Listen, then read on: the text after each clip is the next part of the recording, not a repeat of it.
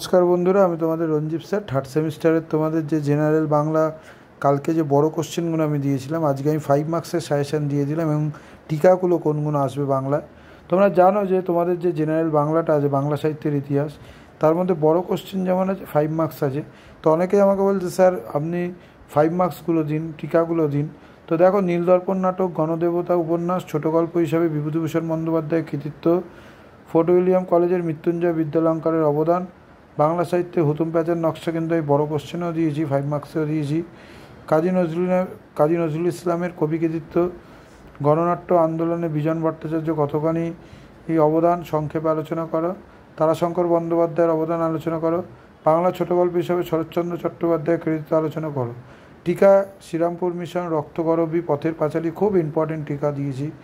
বঙ্কিমচন্দ্র চট্টোপাধ্যায়ের ইতিহাস উপন্যাস আলোচনা করো। ঠিক আছে, এইগুলো তোমরা এখন থেকে করতে থাকো। ছোট গল্প, কবিতা, এইগুলো করতে থাকো। দেখো, তোমাদের ছোট গল্প নাটকের মধ্যে দেওয়া থাকবে, তোমরা ছোট গল্পের যে কোনো একটা কোশ্চেন করতে পারো। সেরকম সাহিত্যের ইতিহাসের প্রথমের দিকে যে কোশ্চেন আছে, ফোর্ট উইলিয়াম কলেজ, তার সাথে তোমার তোমাদের নাটক বা অন্য যে প্রবন্ধ, সেটা যদি পিডিএফ লাগে হোয়াটসঅ্যাপে যোগাযোগ করো, হোয়াটসঅ্যাপ নাম্বার দেওয়া আছে। আমি 100% বলতে পারি এই কোশ্চেনগুলো আসবে, কারণ তোমরা দেখেইছো ফার্স্ট সেমিস্টার এবং সেকেন্ড সেমিস্টারের কদিন আগে যে তোমাদের থার্ড সেমিস্টারের যে অনার্সের পরীক্ষা হচ্ছে, তাতেও কিন্তু 100% কোশ্চেন কমন আছে। ঠিক আছে, এখন থেকে এইগুলো করতে থাকো।